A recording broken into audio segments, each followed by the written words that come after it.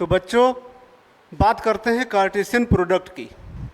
जिस तरीके से आप किसी नंबर को मल्टीप्लाई कर सकते हो, जैसे 2 इंटू 2 4 होता है।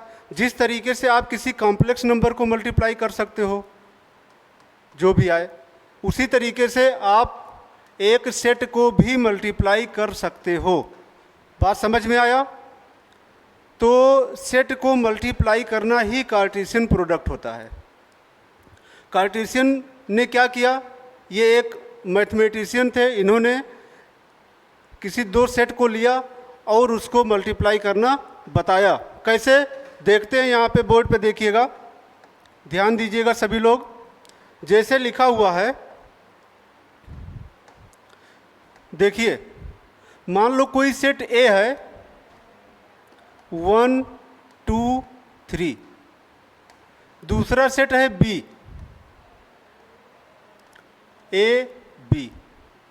अब आपको फाइंड करना है ए क्रॉस बी, ए क्रॉस बी। देन आप क्या करेंगे, इसके एक को लीजिए, दोनों में लिखिए। कैसे?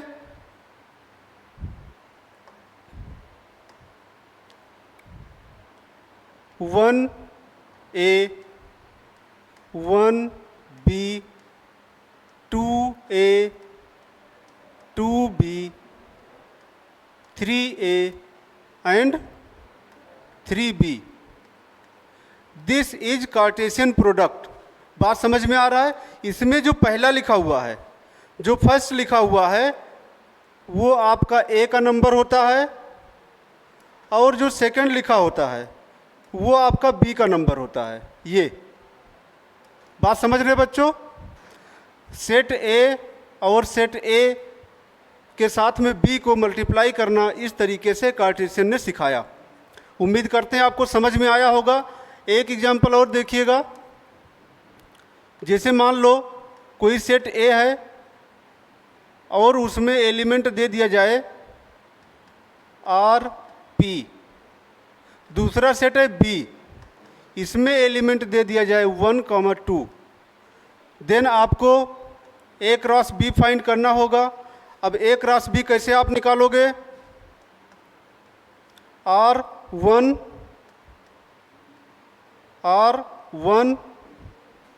और R2 P1 and P2। This is Cartesian product. इसको कार्टेशियन ने एक और तरीके से बताया, जिसको हम लोग अभी देखेंगे। यहाँ पर जो ये ए के एलिमेंट्स नज़र आ रहे हैं, इनको आप लोग यक्स समझेंगे, मतलब यक्स एक्सिस पे दिखाएंगे, और जो बी होते हैं इनको वाई एक्सिस पे दिखाएंगे। वो मैं अभी आपको बताता हूँ। यहाँ तक क्लियर है? चलो आगे बढ़ते बच्चों। अब समझने की कोशिश करिए, इसी चीज़ को इन्होंने कैसे रिप्रेजेंट किया। देखिए, जैसे अभी आपने सेट ए ले लिया था 1 2 3, एंड सेट बी आपने ले लिया ए कॉमा बी। सेट ए को इन्होंने एक सर्कल में दिखाया 1 2 3, एंड सेट बी को भी एक सर्कल में दिखाया गया ए बी। बात समझ रहे बच्चों? उसके बाद में क्या होता है, इसका कार्टेशियन प्रोडक्ट इस तरीके से दिखाया गया। ठीक है? और तेरी देखिएगा थोड़ा ध्यान से। तो होता यह है कि 1 का ए से, 1 का बी से, 2a 2b 3a 3b। बात समझ में आया बच्चों? इस तरीके से आप ए क्रॉस बी को लिख सकते हैं। बनेगा क्या? 1a 1b 2a 2b 3a and 3b। उम्मीद करते हैं ये सब बातें आपको समझ में आ रही होंगी, किस तरीके से पूरा बात बताया गया। उसके बाद में आगे बढ़ते हैं।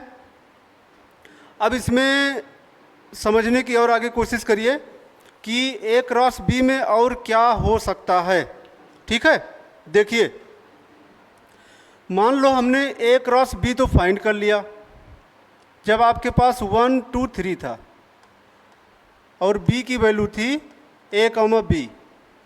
ए क्रॉस बी आपने देखा, अब हम क्या करेंगे, बी क्रॉस ए फाइंड करेंगे। तो बी क्रॉस ए में क्या होगा बच्चों, ध्यान दीजिए, देखो जब बी क्रॉस ए की बात करोगे, A1 A2 A3 B1 B2 and B3।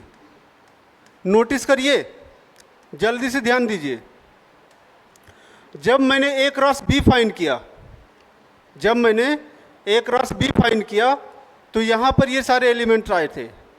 ठीक है बच्चों,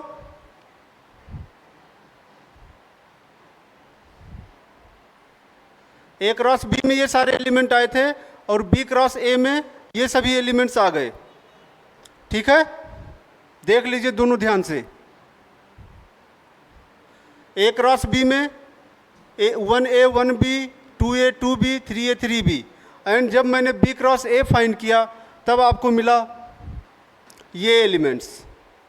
अब यहाँ पे आपने देखा होगा ध्यान से कि ये सारे बराबर नहीं हैं, है ना। देखिए ए क्रॉस बी इक्वल नहीं है किसके, बी क्रॉस ए के। बात समझ में आया, A cross B B cross A के बराबर नहीं है, दैट इज द पॉइंट।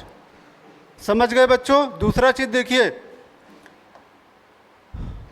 समझने की कोशिश करिए, जैसे ए में 3 एलिमेंट हैं और बी में 2 एलिमेंट हैं। Number of element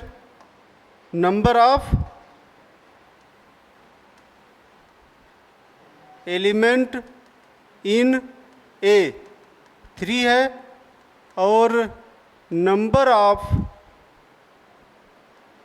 element in B ये 2 है। तो नंबर ऑफ एलिमेंट